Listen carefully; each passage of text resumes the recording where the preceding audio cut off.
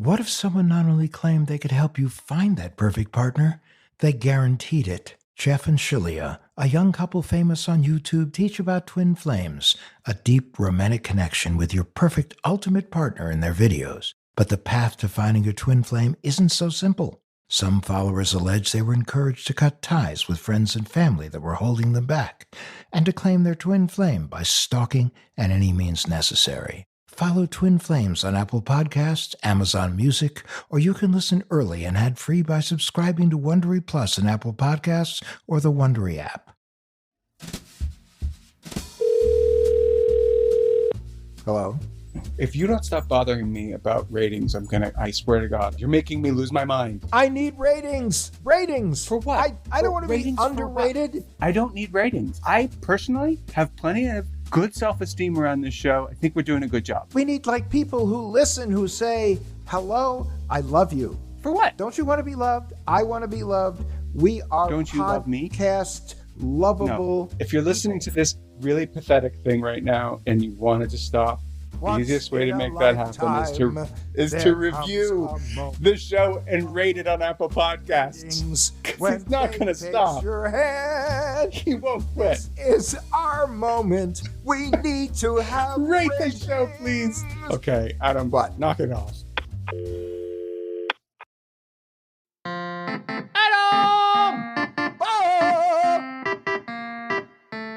Travis?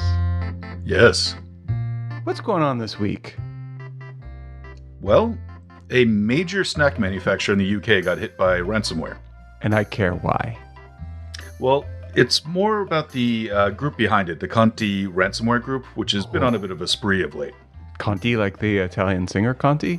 Conti. Yeah. That's just nuts. Oh, that was one of the snacks. Peanut, hazelnut, cashew nut, macadamia nut. That was the one that was sent her into going crazy. She said, "You stop naming nuts." So does that mean everybody in England is snack free right now? Kind of. It's not obviously critical infrastructure, but it's a good example of how a single company getting taken out by a ransomware attack can lead to these supply chain issues. Sweet. So you have grocery stores in the UK that are now having supply issues. Logistics and shipping companies are kind of having to sit and wait until they get it ironed out. It's just causing a ripple effect. So in other words, snacks have been smacked. Indeed. Candy Crush. What this tells me is what we kind of already have been saying for a while, which is that ransomware is probably alive and well in 2022. Most definitely. A survey just came out about 2021 saying that most companies that got hit with ransomware opted to pay. That's what happens when you let hackers feed off of you. Mm-hmm. Well, but also, I mean, there's a whole burgeoning sector in development right now of companies that are specifically there to help pay ransom, right? Isn't that kind of happening? Absolutely. Right now? Yep. Mm-hmm. What do you think of that, Adam? Well, you have interesting developments as well with governments, because you have a lot of governments and law enforcement agencies that are moving toward the concept that it would become illegal to pay ransomware because you're supporting criminal activity. But what do you do when you're a company? Let's say, for instance, you're a healthcare organization. Yeah. And in a matter of hours, you've been reduced to pencil and paper. And meanwhile, you have patients who are most likely, at least have some patients who are critical and need attention now, and you need to know what's going on with them. Well, there's actually been litigation filed, I believe, in the case of someone who died as a result of a hospital being hit with ransomware and delaying payment. Well, that takes us back to this new idea of killware, any kind of hack that leads to a fatality. I'm just wondering if it, I'm asking the Adam who has a JD, got to ask you a question, lawyer Adam. Is that defensible, that to make paying a ransom illegal in the service of keeping your business afloat? Would that float in court? I don't know, man. I think it shouldn't be illegal. That's me. Let's take a straw vote. I don't think it should be illegal to pay a ransom if your company's on the line. Travis, what do you think? I'd agree with that. Adam? I concur. But that being said, there is an argument to be made that if you continue to pay, they will continue to prey on innocent victims. And what's worse is that in many cases, this money is going toward what's deemed by many governments to be terrorist-related activity. That's the slippery slope. Yeah, that's the part of the iceberg you don't see. Right. There's also another dimension to it as well that I thought was interesting. The Kronos Group, which makes workforce management software, they got hit with ransomware back in December 2021, and they're actually getting hit with lawsuits from their clients because they were taken offline. So Tesla, Pepsi, New York Transit workers are all suing them because they're losing productivity because they aren't able to fulfill their wage reporting. And then meanwhile, I just have this vision of Paolo Conti, the singer, singing, "It's wonderful, it's wonderful, it's wonderful, my be with my baby." I mean, it's just, I apologize to anyone who likes Paolo Conte. But for me, you have these hackers out there that are doing whatever the hell they want, kind of Mad Max style, but online. And there's no answer to them yet. Nothing. I can't, someone give me some good news about this. What, in the tell me something good department, what's happening to stem the tide of all these ransomware attacks and, the business around it and people paying up, all that? Is there any good news?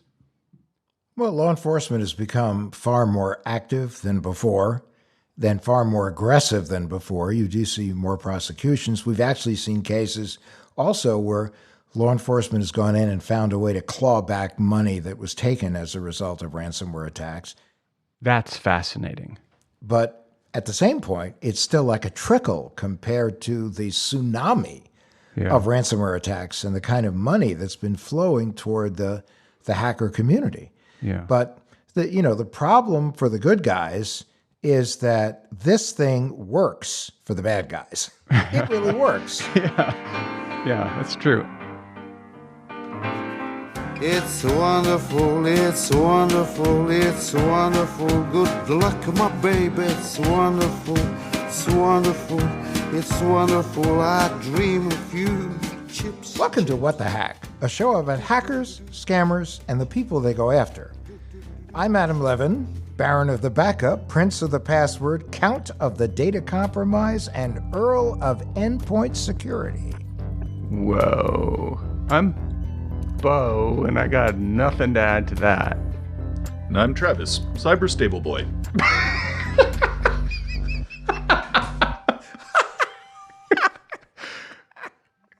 Nay. Bo, Travis, and I created What the Hack with Adam Levin to share stories and provide the tips and tools necessary to better protect you, your family, and the nest egg you work so hard to build in a world filled with scammers, phishers, and identity thieves who are working around the clock to take it away. Our sponsor, Policy Genius, also works around the clock to protect you and your family by better educating you about the life insurance options available to you and giving you the platform to apply for the policy that best suits your needs. If someone relies on your financial support, whether it's a child, an aging parent, or even a business partner, you need life insurance. Life insurance can give you peace of mind that if something happens to you, your loved ones would have a financial cushion for rent or mortgage payments, loans, education costs, and everyday expenses. Having life insurance through your job may not be enough. Most people need up to 10 times more coverage to properly provide for their families. And typically, life insurance gets more expensive as you age. So it's smart to get a policy sooner rather than later. Here's how it works. Policy Genius is your one-stop shop to find and buy the insurance you need. Go to policygenius.com, click on the link, and answer a few questions. In minutes, you can compare personalized quotes from top companies to find your lowest price. You could save 50% or more on life insurance by comparing quotes with Policy Genius. The team of licensed experts at Policy Genius will help you understand your options and apply for the policy you want. The Policy Genius team works for you, not the insurance companies. You can trust them to offer unbiased help and advocate for you at every step until you're covered. Head over to policygenius.com right now to get your free life insurance quotes and see how much you can save.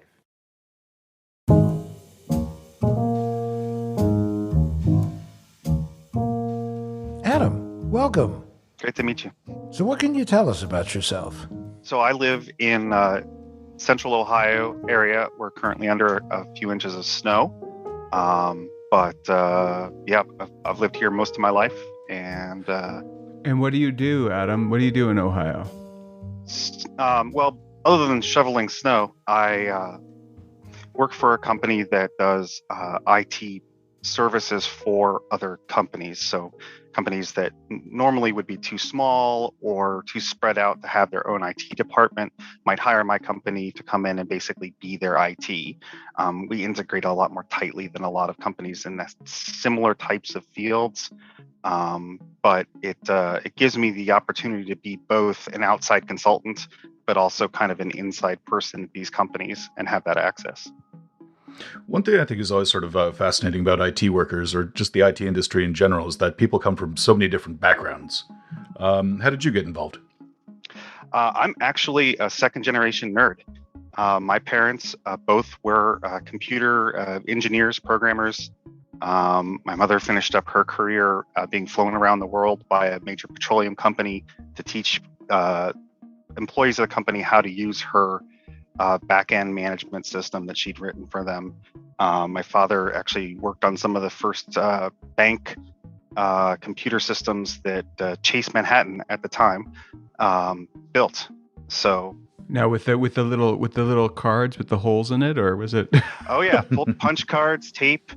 I have very vivid memories of, as a young boy, wrapping up our newspaper recycling with discarded magnetic backup tape. Amazing. Dad would bring it home and we would use it to tie up the recycling. I remember those. Amazing. Do you find that a lot of the IT people that you're communicating with that are in-house are reaching the point of being overwhelmed? Oh, I think they were there 5-10 years ago. I have a whole separate talk that I give to clients and business communities about, look, when IT started, when it started existing for small businesses, unless you were Chase Manhattan, late 90s, early 2000s, most companies started getting like the little gray boxes in and start using them for their banking or whatever.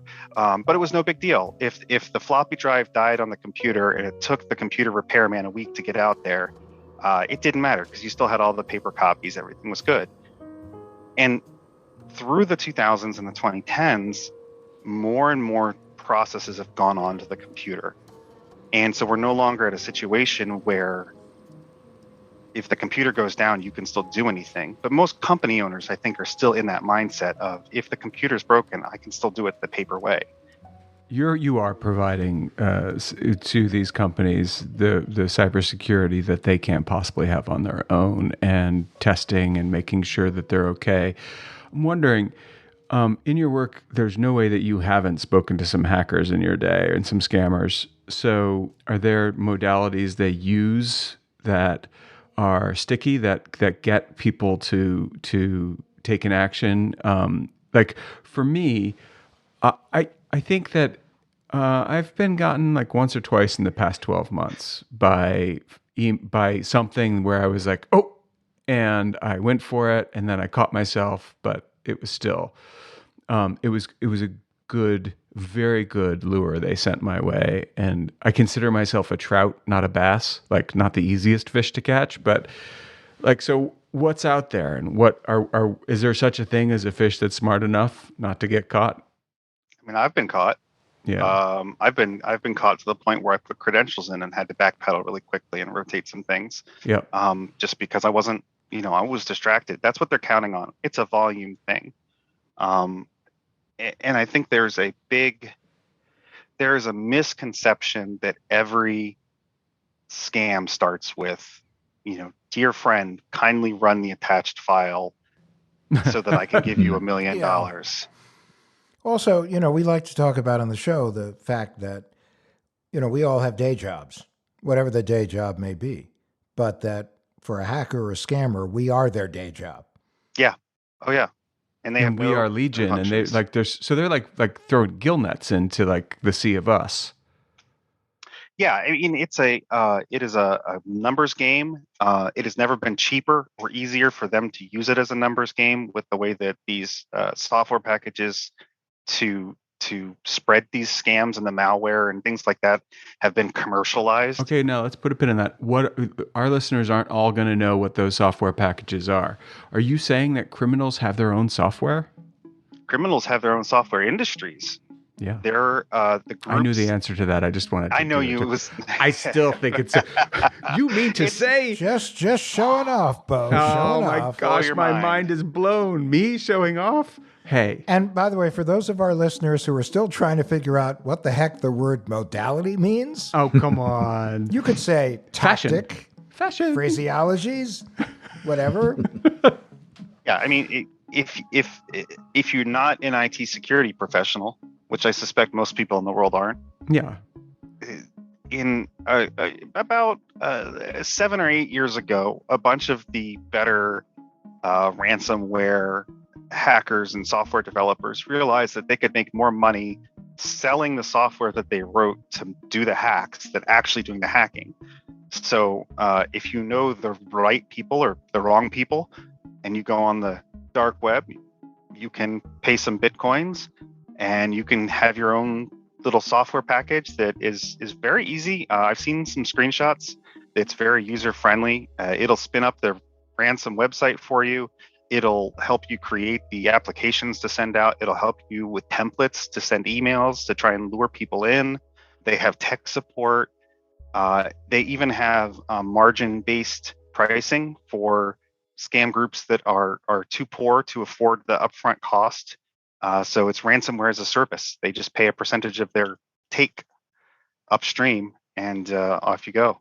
I think one of the weirdest things I've seen from that are ransomware gangs on the dark web doing sales pitches for their software. Oh, I hear one coming now. Hello, I have for you wonderful turnkey package for you to own your own company without owning your own company. MLM in the world of scams. It's very meta. Man, wait. So this is the thing where Adam. I know he does this on the weekends because he's a little short on money these days. He's been working for this ransom-as-a-service company where he just helps people get the Bitcoin where it's going and stuff. Have you been doing pretty well with that, right, Adam? Well, you paid me a lot last month, so therefore, yes, it works.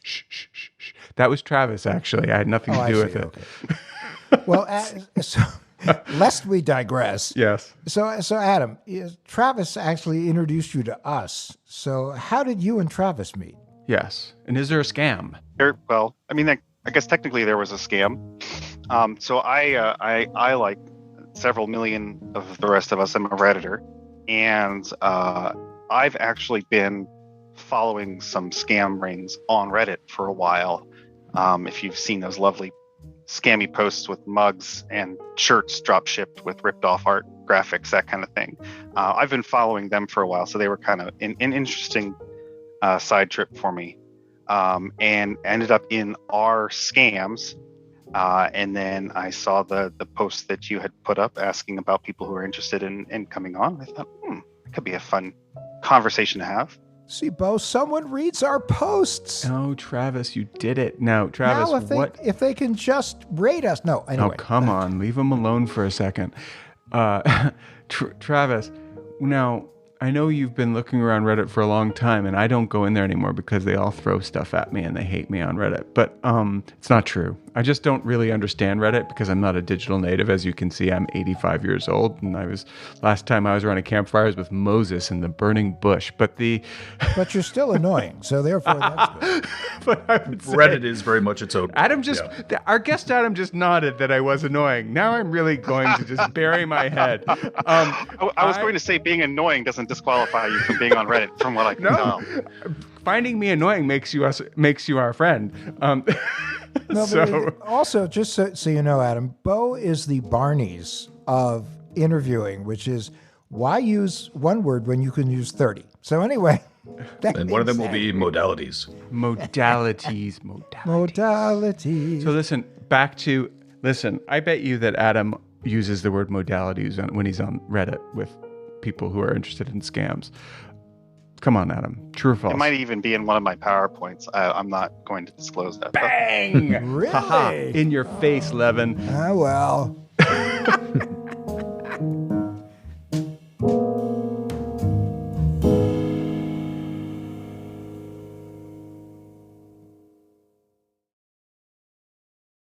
Today's episode, it's sponsored by Honey. It's a shopping tool that scours the internet for promo tools and applies the best ones to your cart when it finds them. For me, I just bought some rubber shoes so that I could walk around in the mud more comfortably. And I went to a site and they asked me if I had a promo code, and I did.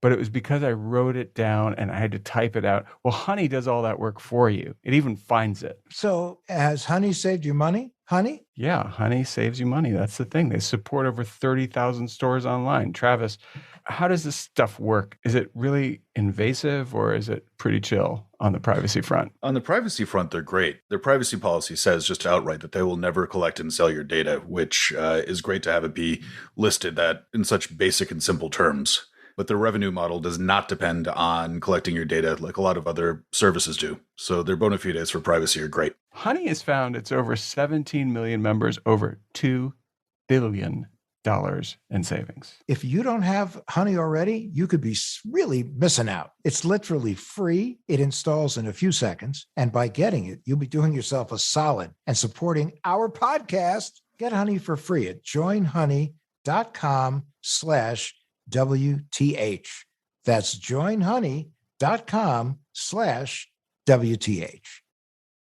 We all want love, that happily ever after feeling of finding your soulmate. But what if someone not only claimed they could help you find that perfect partner, they guaranteed it? Jeff and Shalia, a young couple famous on YouTube, teach about twin flames, a deep romantic connection with your perfect ultimate partner in their videos. It's divine love. You're designed for no one else, and they're designed for no one else. But the path to finding your twin flame isn't so simple. Some followers allege they were encouraged to cut ties with friends and family that were holding them back, and to claim their twin flame by stalking in any means necessary. By the time some members are able to leave the group, they don't even recognize themselves and claim the harassment to rejoin makes them fear for their safety. From Wondery, Twin Flames is a podcast about what happens when the quest for love turns into a dangerous obsession. Follow Twin Flames on Apple Podcasts, Amazon Music, or you can listen early and ad-free by subscribing to Wondery Plus in Apple Podcasts or the Wondery app.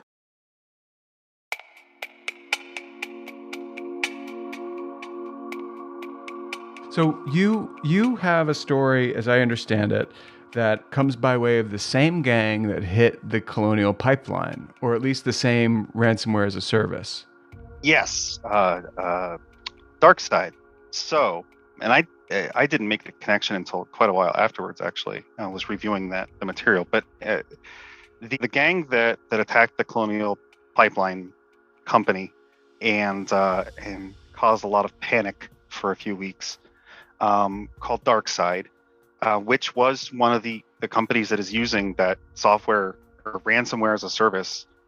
They didn't write that software; they bought it from another company. But they were the ones that were weaponizing it. Colonial Pipeline paid nearly $5 million in ransom to hackers who infiltrated their system, which led to the shutdown. That sparking panic buying and massive outages. So about a month before the Colonial Pipeline's attack, we had a client who themselves suffered a ransomware breach. Which is actually fairly rare for my company to have clients with that because of the software that we mandate. But this company had decided that they were going to have this cluster of servers in a cloud provider, and they didn't want to pay us to manage those servers. They were going to take care of them themselves. Those were cloud servers that were not configured by. Then they did it themselves. Right, it was their servers, and this is a large company. They have multiple sub companies. I don't know how many people they have. They have 5 or 6 large sub companies that we're providing support for. It's at least a few hundred employees. So not a small organization. They have their own internal IT department that has, I think, 4 or 5 full-time guys. They're not by any stretch of the imagination amateurs at IT. Did they not opt to have you fully secure their systems out of budget concerns, or were they just being cocky? Or We're being cheap. Okay, We're not cheap.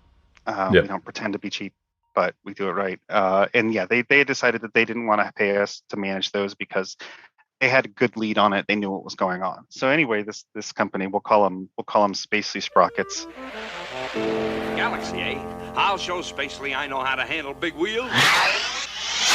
I'll get the contract signed and get back before Janie even misses me. And hope you don't get a copyright strike or whatever the trademark version of that is.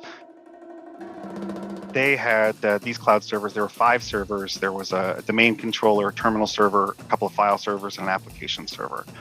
We didn't have any real visibility on these machines. We didn't have our management agents on them. We couldn't connect to them. They were just kind of off in their own little world. We knew of their existence, but that was basically it. I was actually on call the morning this all started, so conveniently. I fired up my computer, 7 o'clock in the morning, went through, was checking through tickets, got an alert from our endpoint protection software, antivirus software, on one of our servers that said, hey, it's trapped something. Those are just notification alerts. We don't have to do anything because the software cleans it up for us. It's just a heads up. And about how many of those do you get per day? Is that a sort of all hands on deck when that happens, or do you just see hundreds or thousands coming through? No, we don't actually get alerts on the majority of them. Mm-hmm. This one only popped up an alert because it was coming from another device on the network rather than coming from like a file or something, external. So the call was coming from inside the house, I think is so it still wasn't anything that we had to take any action on. So it was more of a, hey, just a heads up kind of thing. I saw them. I was looking through some other tickets, got right after the phone lines went up, I got a phone call from the internal IT person, or one of the internal IT people at the Spacely Sprockets here. And they said, hey, we've had an attack on one of our servers in this hosted farm. We just want to make sure that it gets cleaned up. Call me back and we'll see if you can help. So I'm looking at that. I went back and I looked at the other tickets that had come in from our endpoint, and I started to see 2, 3, 4, 5 more tickets that popped up from the endpoints. Not saying that there had been an infection, but that had blocked an infection. So Adam, let me so 2 things. One, if you could explain to our listeners what endpoint means. And the second thing is if you could also say what kind of vulnerable information would be on those servers that could be used by the bad guys or at least blocked. Yeah, so the endpoint in nerd means computer. So that means desktop computer in somebody's office or a server in a server room. In this case, these were all servers because that's what the other servers could talk to. Could it also be a smartphone? It could be anything. I mean, any kind of device that exists on a network is technically an endpoint, literally a point where the network ends. When you hear someone talk about endpoint protection, that's just an antivirus that reports centrally. So instead of me having to walk around and check 100 computers to see if they had any viruses, I can just check one portal. So I was getting these notifications from these antiviruses, and the servers that are reporting in are more general purpose servers. So they're domain controllers that handle people's usernames and passwords, logons, files that the company has, for their internal applications and the products that they make. So pretty sensitive information, it sounds like. Yeah, database servers. Mm-hmm. There were actually a few desktop computers that had sent notifications, and mostly in the IT department because of the permissions that they had. But we got a few of those, and you could see when you started to look at where the links were, you could see that this was coming from this one hosted location and just attempting to push its way across the network. And luckily, every site that hosted location was connected to had that antivirus software on it. So it wasn't really able to spread outside of that. But it completely took over that hosted environment, as well as a few of the servers that were not in the environment but had shares, so files that were available to servers that were in the environment. The contents of those file shares got encrypted. So this was a ransomware attack. So wow. So you were like, now you're all alarmed. Yeah. So at that point, I hit the big red button.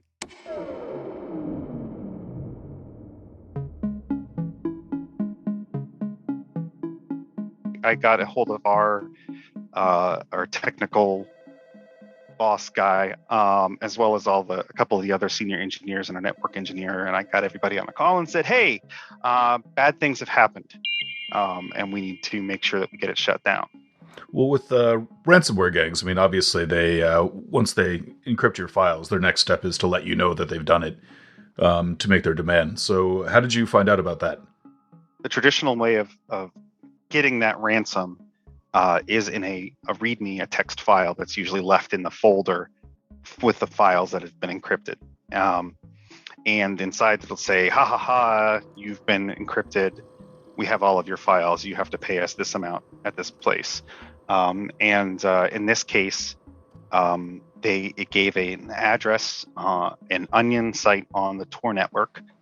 So what's an Onion site, just for the... So, yeah. But they don't even know what the Tor network is. So And is the Tor network a tourist spot or something? No.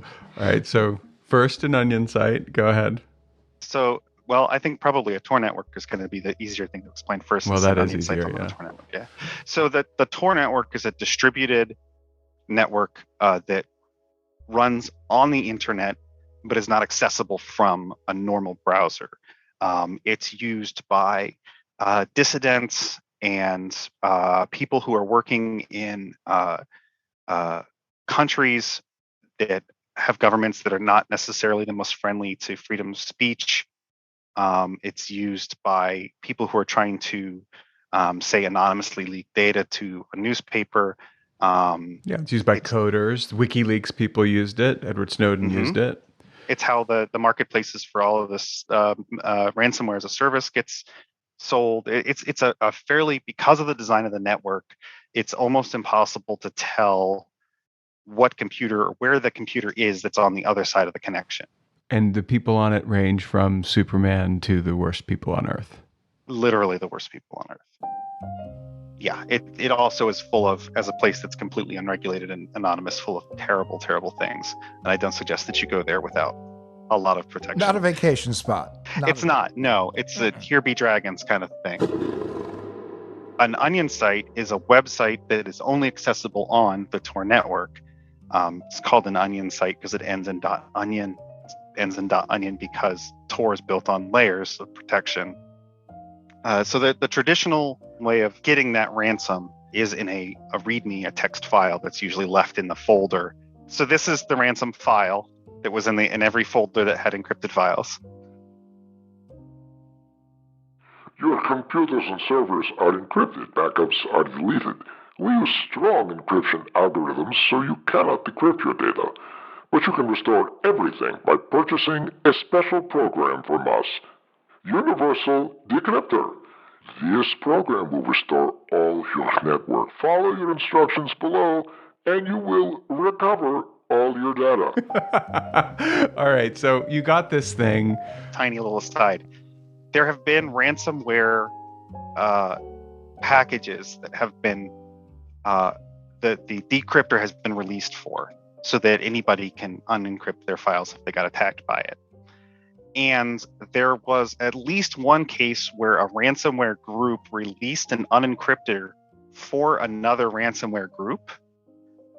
And then they released it like, hey, we're being really helpful to help you unencrypt your files. And what it would do is it would unencrypt the files and then re-encrypt them with the new ransomware group's encryption algorithm.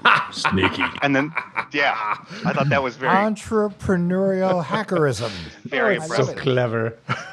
Yeah. So I went to the website. So the modern way that these are working is they give you a website on Tor that you go to, and it lists the ransom, and then it gives you ways to pay with various cryptocurrencies. And then there is a chat box that you can type into, just like every other good company. They have customer support. And you can send them messages if you're having a technical problem with paying or you have a question, that kind of thing. In this case, in the process, once I'd identified what ransomware variant this was, I did some research to see if there was already an unencryptor available, and there wasn't. It was very new.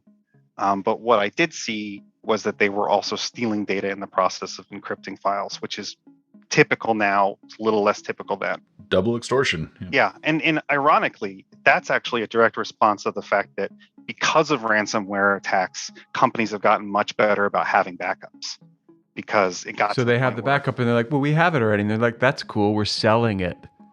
We're going to sell your data if you don't pay up. We don't care if you have a backup. You But still then they have to pay pay us. up, Adam, and they sell it anyway. Well, they promise not to. Pinky promise. Mm-hmm. Oh, the Pinky promise. Pinky Yeah, promise. I love it in the chat support. It says, "We didn't download data. We encrypted all you network. It can help you decrypt it back." Sort of Yeah, they're I very just helpful. want to show them my hands and be like, look, no pinkies. I have no pinkies. Yeah. So yeah, one of the things that I did was I went and I contacted their chat support, which actually got back to me faster than the majority of cable companies I've had to deal with. Of course. And they confirmed confirmed air quotes that they hadn't stolen any data, which we didn't really believe, but was the best that we could do.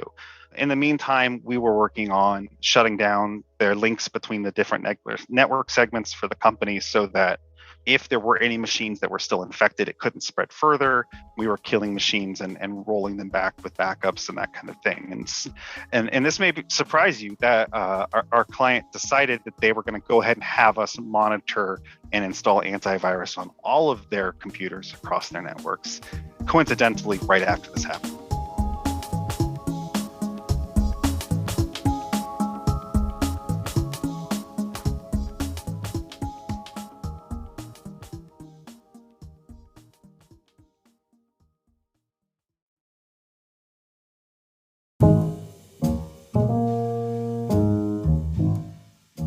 This particular attack, this particular group was asking for was $9 million US dollars, in I believe Bitcoin or Ethereum.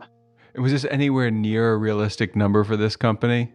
So this is a targeted attack. This is part of what makes this fun for me, or more interesting than your normal attack. This was a targeted attack. That was almost exactly 5% of their annual revenue as listed in public resources.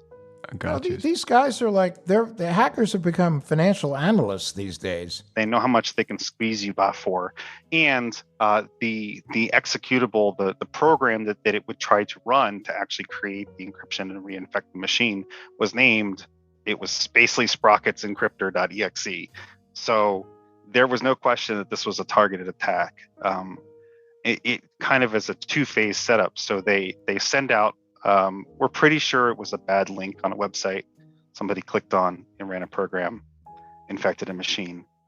They spread this out by the thousands and then thousands and then thousands. Do you have any idea what kind of site it was where that bad link was? No, it's tough to tell. We were never able to identify the exact machine. We are pretty sure it's one of the machines on that server cluster, because if it had come in somewhere else, it would have gotten smacked by the I was just wondering if we could narrow down on the modality. But the modality. The modality of the attack vector. Adam, did the company that you were consulting with, did they have cyber liability insurance? They did or do. I suppose Was it still enough? Well, they didn't pay. They didn't pay. They didn't pay their insurance premium, or they didn't. No, they didn't pay the ransom. They didn't pay the ransom. So while I was talking to the ransomers, we were able to revert everything. None of the machines that had our antivirus on it got taken down, so we didn't have to worry about those machines. The machines that were in this hosted cluster had backup that was adequately protected, so they didn't get the backup too. They were able to roll that back. And they think they only lost a few hours worth of work. Looking at the logs of when things started to kind of fire up, as I did the after action investigation, it looked like it kicked off around 2:30 a.m. Eastern time. And the fact that it hadn't spread any farther, I mean, if they hadn't had adequate protection on the majority of their machines, they would have been down. Period. Like full down, not producing anything across 5 companies across a few hundred employees. It kind of sounds like a satisfying "I told you so" for them. Oh yeah. Yep. Yeah. Is that common 2:30 a.m.? Because it does sort of coincide with about post coffee hour in Moscow. I had kind of thought about that a little bit.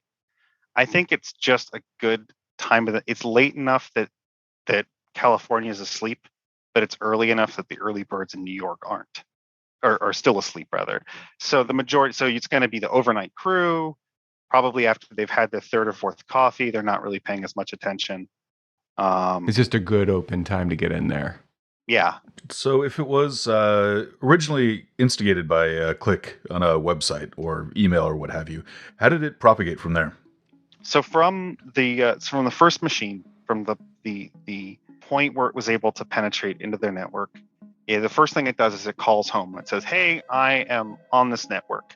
Here's all the information that I can see from my little privileged place."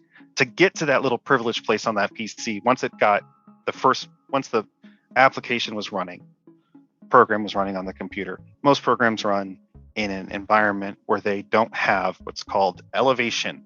They're not an administrator, so they can only kind of see normal files, do with normal files. So once it was running in that space, it used a flaw, bug in Windows, probably a combination of things to gain elevation, become an administrator, and at that point it had access to that computer. From that point, it looked in the computer to see who had logged in recently, and it found an administrator. Very common in companies where the domain administrator, who is the root user, the boss of all bosses who can do everything on the network, ends up also being the same guy that comes around and installs your software.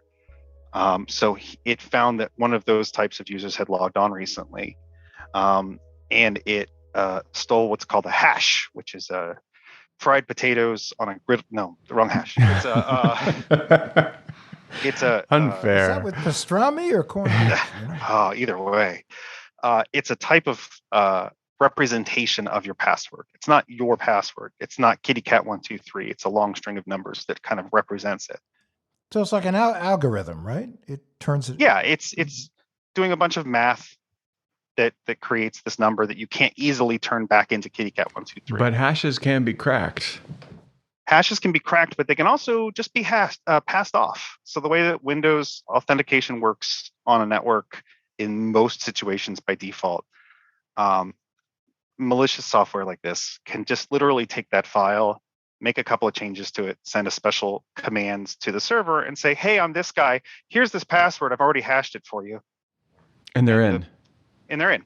And Bang. That's what they did. And then from there, they jumped onto the server. And from there, they hit everything else. And so by the time you discovered it, it was a done deal? Yeah. So the first thing they were in the network about, from what I can tell, they were in the network about 2 to 4 weeks before the attack actually happened. So in that period, they're looking across the network to see what they can find. They're figuring out what this company is, how much the money they're worth, what their contacts are, to try and basically decide how they want to squeeze them, how hard they want to squeeze them. So that would have been when they found the company's name and how much revenue it was, figured out, hey, this is, a $9 million company. If they get into Jan's tax service with 2 employees as a part-time job, then they're still going to encrypt Jan, but they may only ask for $20K because they know that that's all she can afford. No, so it's important for people to understand that when you're dealing with hackers on many, many levels, these are very smart, sophisticated, persistent people. Absolutely. And there are for every person, there is a scammer. There are scams that are literally, "Hi, I'm the prince of Nigeria. I'm going to give you $1 million." That are, to you and I would say, "Oh, this is an obvious scam." To most people, they would say, "Oh, this is an obvious scam." But there are people who will fall for that. There are also people who would trick us. There are people who stole millions and millions of dollars from banks by pretending that they were major investors in other companies and carried on a scam for months. There are plenty of scammers in the world to fit every niche in the ecosystem. After there was a decision made to not pay the money and the systems were secured, were you still communicating with the ransomers at that point, or no? So we didn't tell them that we weren't going to pay them. And you're talking to them, or how are you communicating? It's chat support on the website. Gotcha. It's all via chat. Website. It's via chat. Yeah. Did they use avatars or? They didn't, but it was. I actually looked at the the visible source code for the website. They were using a commercial chat engine package. Probably didn't pay for it. I'm guessing they probably didn't pay for it. That sounds about right. Yeah. So you're chatting with them, and yeah. So they gave me assurances that they hadn't stolen any files. Whatever. Not sure I believe them. So we did all the cleanup. Right. Fingers crossed. So after the initial cleanup, we can tell we've got now antivirus on all of their machines across their entire network. We can see there's no active infections. So at that point, I started looking to see if there was any attacked files that we had missed. So we wrote a couple of little programs that we were able to run across the network and look for files of that type. We found a couple of machines that had files on them that had been encrypted not because that machine had a virus on it, but because those files were visible to another machine that had a virus on it. So even across the network, it was attacking files. Those weren't a big deal. Whatever, we got those taken care of. The interesting coda to me was, so as part of this, we also brought in a managed threat response company. So this is a company that basically comes in these situations, and they have super crazy investigative software and guys with 15 initials after their names that really are experts in this type of a field, and they just go to town on the network to make sure that these guys aren't lurking in it anywhere. I assume those guys are not a cheap date. No, none of this was a cheap date for the client, that's for sure. But they definitely were not cheap, but worth it, because the alternative is erase all of your computers and start from scratch everywhere, and because you don't know if they're in or not. This is like, I don't know if you remember Midas Mufflers, but they had a great commercial where the guy would say, "Pay me now," or "Pay me a whole lot later." Yeah, that's exactly what it is. Well, but it also goes to the price of breach. Still at this point, the price of compromise at a decent sized company. What is it? It's like over $3.5 million. It's around there. More now. Yeah, more. Yeah. I mean, I can say I don't know what the exact number is. As far as I know, the total cost of the cleanup from start to end, not including production downtime, from it was in the six figures. Like it hit six figures for them between. That's the cost a cheap for us to date. do That's it. McDonald's. That's a reasonable deal compared to $9 million. Yeah. Or 18 later on. Yeah. Yeah, or 18 million, which they said if you didn't pay within 3 days, it doubled to 18 million. So they were really hustling to try and get you to pay it and panic. But yeah, I mean, it's not, obviously cheaper than 9 million.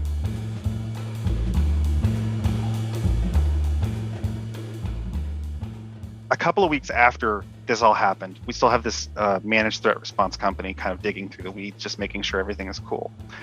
They bring up an alert on one of our firewalls that says that it had blocked traffic to a website, and it wasn't.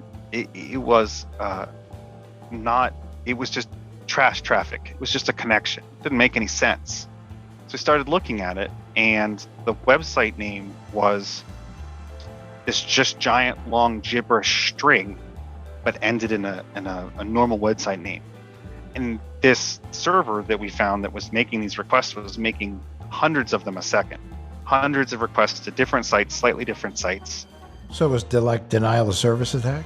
It was data egress by DNS. Wow, So- you're gonna have to explain that to me. So to speak English, so data egress or data exfiltration. No, I get that. So they were actually moving data through those gibberish URLs. Yeah. So the thing with the whole extortion stealing data thing.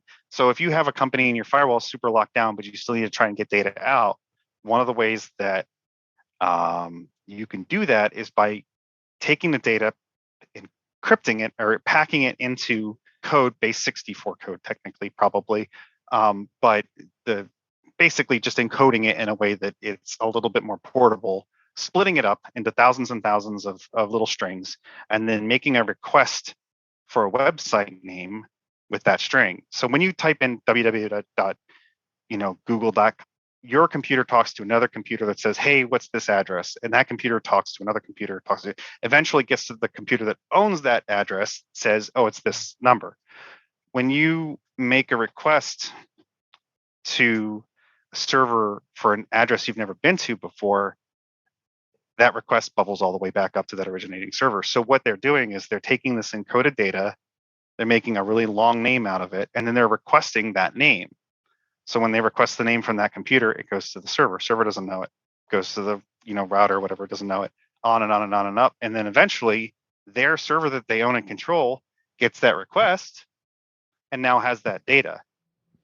That is a really elegant way to explain. Is that as elegant as it sounds? It's super. I was shocked.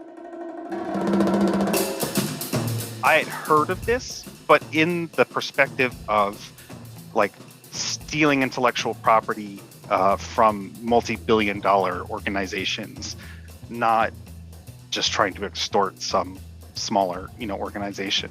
This is some pretty high-level attack mechanism to see used, and the only reason that we found out is that the firewalls that we had tracked those types of requests and were able to block them based on their apparent nastiness. Like the digital David Niven sort of Pink Panther thing happening with you there. Do you think this was like a test, a dress rehearsal before the attack on the pipeline? I think I'm pretty sure the pipeline was, I think it's the inverse. I think that this company was the target company, target size of company, scale of company. And I think the pipeline attack was them tripping over themselves, tripping over their own good luck on the way out of the Cave of Wonders, because just based on the amount of attention that it got and how quickly they folded afterwards, they obviously didn't want that. They wanted to make money, not get attention. Do you think Darkside actually folded? No, they just became some other group. They break up, and the timing seemed a little bit convenient. Of we're suddenly on everyone's radar. We quit, bye, and then right. That's interesting to me. So the Colonial, I said colon pipeline. The Colonial Pipeline, that hack was, you think, perhaps not an intentional get, almost like if you're fishing for bluefish and you hook a great white shark, you're stuck with the fish that's on your line, even though you're not equipped to handle it. Yeah. That's been what I suspect has happened.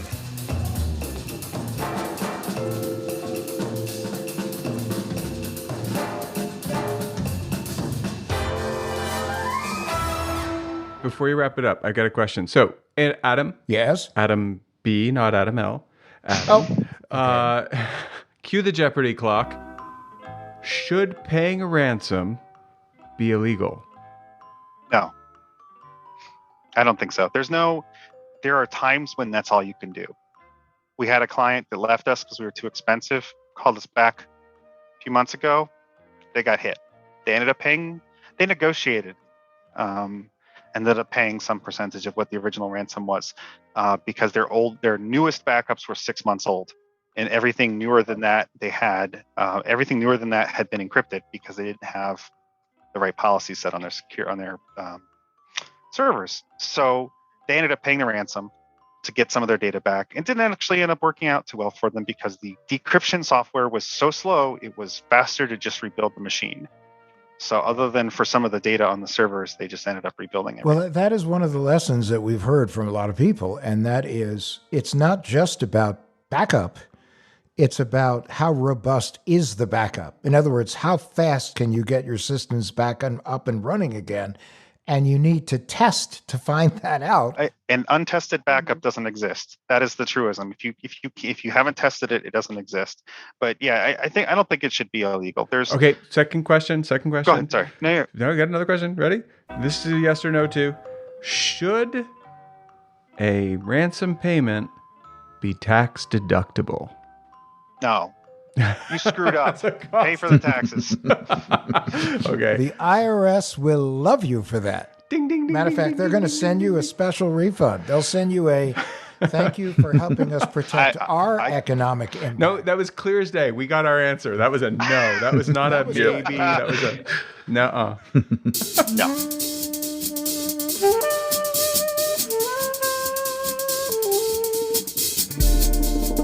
Anyway, Adam, this has been awesome, really.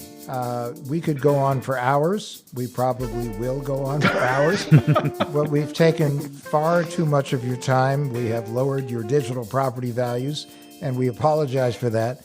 And anyway, we really thank you and so much appreciate the fact that you were interested in coming on and sharing your knowledge and your wisdom with us.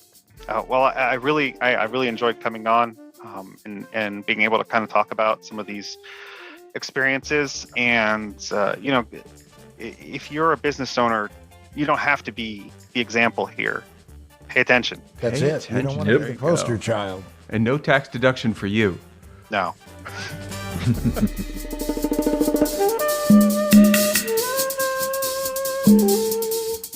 Hey, Adam. I like that Adam a lot. There's so many Adams in so little time. You know, if you think about it, our producer, Andrew Steven, is the man with two first names. Yes. And now you had two people, Adam and Adam, who are the men with the first names. Oh my gosh. And that reminds me of the world's oldest and shortest poem. Do you know it? Ants, Adam had 'em. Well, I believe it's actually called Fleas. Please, Adam had 'em. So, is it true? Do you? Anyway, he was cool. I thought that was great. How about you? Loved it. Travis? Agreed. Yeah, he seemed like a really good guy and definitely knew his stuff. So. Man, that was that DNS exfiltration thing was cool. Yeah, I need to look up more about that. That sounded really fascinating in a terrifying way. Yeah, I'm sure Adam's been exfiltrating all of our stuff via DNS this whole time, and we had no idea. It's completely exfiltrated now. Oh, man. So, Adam, I noticed that there's a few new ratings on Apple Podcasts for What the Hack with Adam Levin. I assume you just went out and bought a few Apple new phones and got different IP addresses and you put those there? Or was that actual? No. As a matter of fact, there were kind souls who actually listened to my plea, loved my song. Kind soul? I'm getting thousands of email from people going, I love your song. I love it. So someone did recently say, I think Adam Levin is the best thing since sliced bread and I can't get enough of them. Did you see that review? Well, that's a whole different kind of message, if you know what I mean. Anyway, listen. I've been watching Pam and Tommy. Come on, I know. All right, so listen. If you like the show, go on Apple Podcasts or wherever you get your podcasts and give this podcast 5 stars. It really helps people find the show, and we want people to find the show because we're trying to get the word out that you don't have to get got. Also, thanks to the scam subreddit for letting us put the word out for looking for guests. Yeah, Reddit. Thank you.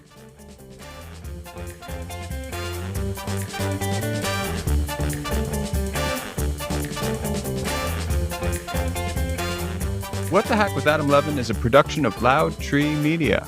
It's produced by Andrew Steven, the man with two first names. You can find us online at loudtreemedia.com and on Instagram, Twitter, and Facebook at Adam K. Levin.